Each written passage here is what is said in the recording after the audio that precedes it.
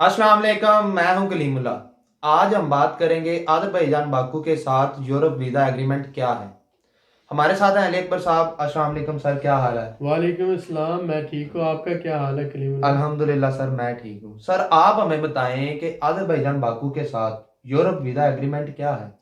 जी कलीमुल्लाह, इसमें ये सबसे अहम और ज़रूरी बात है जी जिसमें सर। आप ये देखते हैं कि यूरोप का अपने नेबरिंग कंट्रीज जितने भी हैं उनके साथ एक यूरोपियन नेबरहुड पॉलिसी है। जी सर। तो उसी यूरोपियन नेबरहुड पॉलिसी के तहत उन्होंने एक ईयू वीज़ा यानी यूरोप वीज़ा प्रेफरेंशियल एग्रीमेंट किया। ठीक हो गया सर। जिसके तहत ये हुआ कि आपने उसकी अंडर री एंट्री एग्रीमेंट भी किए कि अगर बहुत से लोग यहाँ से चले जाते हैं यूरोप में, वहाँ पर जाके वो असाइलम अप्लाई करते हैं तो वो री एंट्री वापस यानी कि वो मुल्क पाबंद होगा उन लोगों को वापस लेकर आने के लिए। जी सर। तो वो उसी का एक हिस्सा है। तो अब इसी के तहत यूरोपियन नेबरहुड पॉलिसी में ये यानी कि यूरोप के 27 ममालिक जो हैं उनके अपने सराउंडिंग में जितने भी ममालिक हैं, जिनमें मोरक्को से लेकर इजिप्ट से लेकर ये आगे ट्यूनिस और ये सारे ममालिक, और फिर ईस्टर्न यूरोप जो जिसे हम कहते हैं यानी कि ऊपर से अगर हम बात करते हैं बेलारूस है, उसके नीचे यूक्रेन है, फिर हम नीचे आ जाते हैं मालदोवा है, उससे आगे आ जाते हैं तो जॉर्जिया है, आर्मीनिया और आज़रबाईजान है। इस सारों को ईस्टर्न यूरोप कहा जाता है। जब इन ममालिक की बात आती है तो ये क्योंकि यूरोप के साथ नेबरिंग कंट्रीज हैं, जी तो सर। यूरोप ने इनके लिए एक नेबरहुड पॉलिसी डिसाइड की जिसमें इन कंट्रीज के साथ अच्छे रिलेशंस जो हैं वो ट्रेड रिलेशंस हो सकते हैं, जी वो सर। दूसरे सोशल रिलेशंस हो सकते हैं, वो वीज़े की सहूलतें हो सकती हैं, वो वर्क परमिट की सहूलतें हो सकती हैं, जी सर। ताकि इन मुल्कों को भी सोशल जो है ग्रोथ का मौका दिया जाए। ठीक ठीक है। हो गया सर। तो इन मुल्कों के साथ उन्होंने एग्रीमेंट्स किए जिसके तहत उन्होंने आज़रबाईजान के साथ भी यानी ईयू यानी यूरोप वीज़ा प्रेफरेंशियल एग्रीमेंट किया, जिसके तहत ये था कि जो आज़रबाईजान से लोग जो भी वीज़ा अप्लाई करेंगे उनको प्रीफर्ड बेसिस पर वीज़ा इशू किया जाएगा, शेंजन वीज़ा। अब इसमें क्या होता है कि पहले अगर सपोज करें 16 डॉक्यूमेंट रिक्वायर्ड थे तो अब उन्होंने उनको रिड्यूस करके 7-8 डॉक्यूमेंट कर दिए। जी सर। पहले अगर वो 60 यूरो फीस चार्ज कर रहे थे तो बाद में उन्होंने उसको 30 या 40 यूरो तक ले आए। पहले अगर वो 2 हफ्तों बाद वीज़ा दे रहे थे तो उसके बाद उन्होंने 1 हफ्ते के बाद वीज़ा देना शुरू किया। जी सर। पहले अगर वो सपोज 40 या 50% लोगों को दे रहे थे तो अब वो 100% लोगों को वीज़ा देते हैं। ठीक तो हो गया। जिनके पास आज़रबाईजान की नेशनैलिटी है उनके लिए ये सहूलत हो गई कि वो आज़रबाईजान के नेशनल होने के नाते इस एग्रीमेंट के तहत उनको वीज़ा 100% मिलेगा, हर सूरत में मिलेगा। और इसको बोलते हैं यूरोप वीज़ा प्रेफरेंशियल एग्रीमेंट। जी सर, और बहुत इसमें शुक्रिया। यूरोपियन गवर्नमेंट जो है वो आज़रबाईजानी गवर्नमेंट से एक तरह की गारंटी लेती है कि जो भी लोग आज़रबाईजान से जाएंगे वहाँ पर, अगर वो वहाँ पर जाके असाइलम अप्लाई करते हैं तो आज़रबाईजान की गवर्नमेंट उनको वापस लेकर आएगी। ठीक ठीक है। हो गया सर। तो इसी के तहत जो है यहाँ के हाज़री लोगों को बहुत ज़्यादा सहूलतें हासिल हैं कि वो आसानी से ट्रैवल कर सकते हैं। और यूरोपियन नेबरहुड पॉलिसी के तहत ही यूक्रेन को यूरोप में वीज़ा फ्री एक्सेस दी गई, और इसी तरह से उसी पॉलिसी के तहत जॉर्जिया को भी यूरोप में वीज़ा फ्री एक्सेस, और साथ ही साथ बिजनेस और ट्रेड के हवाले से जो कस्टम ड्यूटी वो रिड्यूस की गई। जी सर, बहुत शुक्रिया। सर जैसा कि अभी आपने बताया कि ये जो यूरोप वीज़ा एग्रीमेंट है, इसका हाज़री लोगों को तो बहुत ज़्यादा फ़ायदा है। जी जी। क्या इसके साथ साथ जो अज़रबैजान में फॉरेनर्स रह रहे हैं जी उनको भी कोई इसका फ़ायदा है?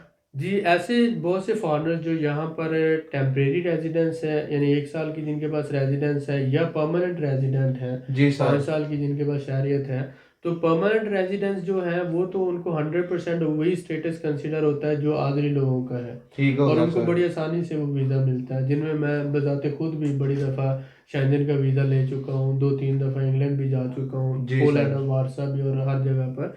तो उसके साथ साथ जो टेम्परेरी रेजिडेंस जिनके पास है 1 साल की, उनको भी जो है वो प्रेफर्ड बेसिस पे कंसीडर करते हैं। जी सर। अगर वो उनका बिजनेस सेटअप है और वो जो उनके डॉक्यूमेंट रिक्वायर्ड है वो पूरे देते हैं तो उनको बड़ी आसानी से वीज़ा मिल जाता है।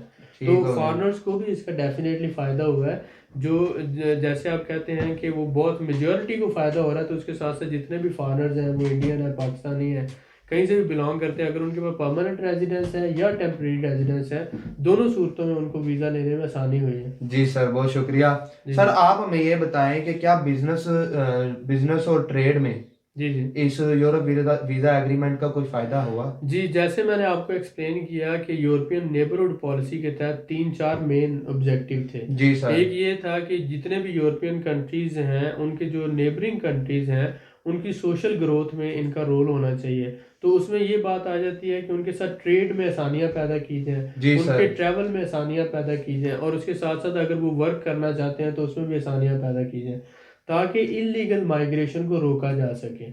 तो अब इलीगल माइग्रेशन को रोकते हुए उन्होंने ये किया कि इनको एक तो बिजनेस में सहूलतें दी, जी कस्टम सर। ड्यूटीज और टैरिफ वगैरह भी रिड्यूस किया। साथ साथ अगर इनको जॉब मिलती है वहाँ पर, तो इनके लिए वर्क परमिट की जो आसानियाँ थी, वो यानी वर्क परमिट की जो पाबंदियाँ थी वो ख़त्म कर दी कि अब इनको वर्क परमिट की ज़रूरत नहीं है और ये जाएँ वहाँ, अगर जॉब इनको मिलती है तो ये काम कर सकते हैं। जी ठीक है। सर। और इसके साथ साथ वीज़ा फ्री एक्सेस, जैसे यूक्रेन है, जॉर्जिया, इनको वीज़ा फ्री एक्सेस दिया और फर्दर वो कंसिडर कर रहे हैं दूसरे ममालिक को भी। जी सर। तो डेफिनेटली ये जो सारी सहूलतें हैं, इसमें ट्रेड में भी आपको जो प्रेफरेंशियल एग्रीमेंट के तहत ट्रेड में टैरिफ में रिड्यूस हुआ। जी तो सर। कोई भी अगर मैन्युफैक्चरिंग यहाँ पे यूनिट लगाता है तो उसको ये सारी सहूलतें मुयसर होंगी। जी सर, बहुत शुक्रिया सर। आप हमें ये बताएं कि अगर कोई हमारा पाकिस्तानी भाई अजरबैजान बाकू में बिजनेस करता है तो उसके लिए इस बिजनेस में क्या स्कोप है, और ये जो यूरोप वीज़ा एग्रीमेंट है उसका उसको क्या फ़ायदा हो सकता है? जी बिल्कुल, आप जैसे मैंने बताया कि आज़रबाईजान उन कंट्रीज़ में है जो उन्होंने कंसीडर किए ये यूरोपियन नेबरहुड पॉलिसी के तहत। जी सर। अब इसी के तहत उन्होंने वीज़ा फ्री एक्सेस दी और ट्रेड फ्री एक्सेस, यानी टैरिफ उन्होंने ये कस्टम ड्यूटी ख़त्म कर दी। बिल्कुल ठीक है सर। तो अब जिन कंट्रीज़ के साथ, जैसे यूक्रेन है, जॉर्जिया है, उनके साथ कोई उनकी कस्टम ड्यूटी नहीं है। जी सर। इसी तरह से इन कंट्रीज़ को भी जब वो दे देते हैं वीज़ा फ्री एक्सेस, तो तब क्या होगा कि अगर कोई बंदा ऑलरेडी यहाँ पे मैन्युफैक्चरिंग कर रहा है तो इसका मतलब है कि वो ड्यूटी फ्री जो है या कस्टम फ्री उनकी प्रोडक्ट्स को आसानी से एक्सेस मिल जाएगी। जी सर। और साथ ही साथ अगर वो ट्रैवल करना चाहता है बिजनेस पर्पज़ के लिए या विजिट के लिए, तो उसको बड़ी आसानी से वीज़ा मिल जाएगा। तो बिजनेसमैन को वीज़े का इशू तो नहीं होता, जी लेकिन सर। उसको ये इशू ज़रूर होता है कि उसकी जो प्रोडक्ट्स हैं उस पे ऊपर टैरिफ और कस्टम जो है ख़त्म हो जाए या रिड्यूस हो जाए। ठीक हो गया तो सर। अगर कोई प्रोडक्ट पाकिस्तान से आ रही है, सपोज करो उस पर अगर 100 कस्टम ड्यूटी है, तो वो अगर ज़ीरो हो जाती है तो आप ये समझ सकते हैं कि उसकी मार्केट एक्सेस ज़्यादा हो जाएगी, उसकी डिमांड बढ़ जाएगी। और फिर अगर पाकिस्तान से आप उसकी लॉजिस्टिक करते हैं या कार्गो करते हैं, जी तो सर। कम से कम 30 दिनों में प्रोडक्ट पहुंचती है, लेकिन यहाँ से 3 से 4 दिनों में प्रोडक्ट पहुंच जाती है। तो एक तो सप्लाई लाइन जो है वो फास्ट हो जाएगी, ठीक हो गया ट्रांजैक्शन सर। तेज़ हो जाएगी, वॉल्यूम बढ़ जाएगा और बिजनेस की ग्रोथ ज़्यादा होगी। तो इसलिए कोई भी रियल बिजनेसमैन जब यहाँ पे सेटअप बनाता है, मैन्युफैक्चरिंग यूनिट बनाता है, तो ये सारी सहूलतें उसको मिलेंगी। ज़बरदस्त सर, बहुत शुक्रिया सर। जी सर आप हमें ये बताएं कि हमारे पाकिस्तानी भाइयों को आदरी ज़ुबान नहीं आती है, जी जी तो ज़ुबान का मसला वो किस तरह हल कर सकते हैं ताकि इन फ़ायदा उठा सके इन चीज़ों से, इन जी एग्रीमेंट बिल्कुल, से? देखें ज़बान जब बंदा पैदा होता है तो उसको कोई भी ज़बान नहीं आती, ऐसा ही है लेकिन जब सर। वो सोसाइटी में रहता है तो फिर वो अपनी ज़रूरत के तहत पंजाबी सीखता है, उर्दू सीखता है, इंग्लिश सीखता है, जर्मन सीखता है, इटालियन सीखता है, फ्रेंच सीखता है, स्पेनिश सीखता है। जी सर। तो हर बंदा, जो लोग इटली में रह रहे हैं वो इटालियन बोल रहे हैं, जो लोग यूके में रह रहे हैं इंग्लिश बोल रहे हैं। तो जो बंदा यहाँ पर आएगा डेफिनेटली उसको आज़रबाईजानी ज़बान सीखनी है। जी तो सर। ये सीखने में बड़ी आसान है, पहले 15 से 20% ये उर्दू से मिलती जुलती है। तो आप कोई भी टीचर हायर करते हैं, उसको $50 तक आप चार्ज फ़ी पे करते हैं, तो 2 से 3 महीनों में आप बड़ी आसानी से ये ज़बान सीख जाते हैं। जी सर। ये कोई इतनी मुश्किल नहीं है, लिखना भी उसी तरह इंग्लिश की तरह है, पढ़ना भी वैसे ही, सिर्फ प्रोनाउंसिएशन का थोड़ा फ़र्क है। ठीक हो गया तो थोड़ी सर। कोशिश करने से वो ज़बान ज़रूर सीख सकते हैं और सीखनी भी चाहिए, क्योंकि इसमें अगर आप ज़िंदगी में कुछ हासिल करना चाहते हैं तो एफ़र्ट तो करना पड़ेगी। बिल्कुल सर, ऐसा ही है, बहुत शुक्रिया जी सर। सर जैसा कि आप जानते हैं हमारे बहुत से पाकिस्तानी भाई सऊदी और दुबई में बिजनेस कर रहे हैं। जी जी अगर कोई हमारा पाकिस्तानी भाई यहाँ पे बिजनेस करता है तो उसको सऊदी और दुबई की निस्बत क्या फ़ायदा मिलता है, क्या स्कोप है उसके लिए? अच्छा, उसमें जैसा कि हम अपनी मुख्तलिफ वीडियोस में ऑलरेडी भी बता चुके हैं कि जो लोग सऊदी अरब या दुबई में काम कर रहे हैं, तो क्योंकि वो कफील सिस्टम के अंदर काम करते हैं, बिल्कुल सर, ऐसा तो ही है। एक उनके दिलों में इनसिक्योरिटीज़ रहती हैं। दूसरा ये है कि मादरत खान, जी सर। दूसरा ये कि जब वो अपनी फैमिलीज़ को लाना चाहते हैं तो उनको एडिशनल जो है वो वहाँ पर चार्जेस पे करना पड़ते हैं। फिर 20 साल 30 साल रहने के बावजूद भी वो लोग जो है वहाँ के परमानेंट शहरी नहीं बन पाते, वहाँ पे पासपोर्ट नहीं ले सकते। ऐसा ही है सर। तो यहाँ पर अगर वो लोग बिजनेस करते हैं तो पहला फायदा तो ये कि 100% ओनरशिप है। जी सर। दूसरा फायदा ये कि एक ही कंपनी के अंडर वो 10-15 बिजनेसेस कर सकते हैं और हर साल वो कंपनी रिन्यू करवाने की जरूरत नहीं है। ठीक हो गया सर। तीसरा फायदा ये है कि वो फौरी तौर पर अपनी फैमिलीज को ला सकते हैं, ठीक है, जी सर। डिपेंडेंट ला सकते हैं। चौथा फायदा उसमें ये आ जाता है कि वो परमानेंट रेजिडेंस उनको 2 साल बाद परमानेंट रेजिडेंस है और 7 साल बाद शहरियत मिल जाती है। ठीक हो गया सर। उसके अलावा ये मुल्क जो है ये बहुत फ्रेंडली है, आपकी बहुत ज़्यादा इज्जत करते हैं, आपको सोसाइटी में रिस्पेक्ट मिलती है, प्यार मिलता है, जो वहाँ की सोसाइटी में आप उनके साथ मिलजुल के नहीं रह सकते। जी सर। वहाँ पर जो सलूक है आपके साथ एक तीसरे दर्जे के शहरियों जैसा किया जाता है। जी सर। माजरत ख्वाह हूँ लेकिन ये एक हकीकत है कि वहाँ पर हमारे पाकिस्तानी भाइयों के साथ जो सलूक होता है वो इतना अच्छा नहीं होता, ठीक है। वो अपनी फैमिली से भी दूर होते हैं, रोजगार ऐसा की ही है तलाश सर में वो। गए हुए होते हैं।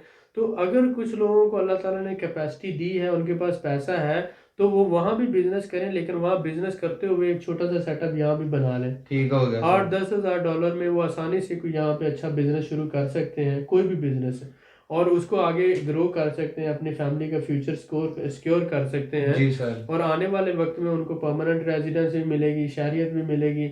और जैसे यहाँ पर ये बिजनेस सेक्टर ग्रो कर रहा है और साथ ही साथ ट्रांजिट ट्रेड जो है वो यहाँ पे बढ़ रहा है, बिजनेस है और टूरिज्म सेक्टर भी बढ़ रहा है। जी तो सर। इस तरह से ये है कि वो दोनों चीज़ों से फ़ायदा उठा सकेंगे।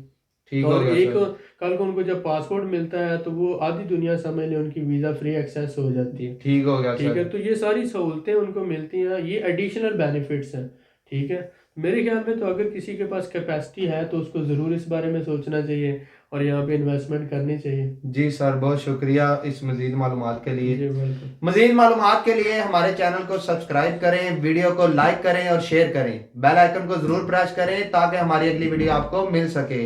अल्लाह हाफिज़।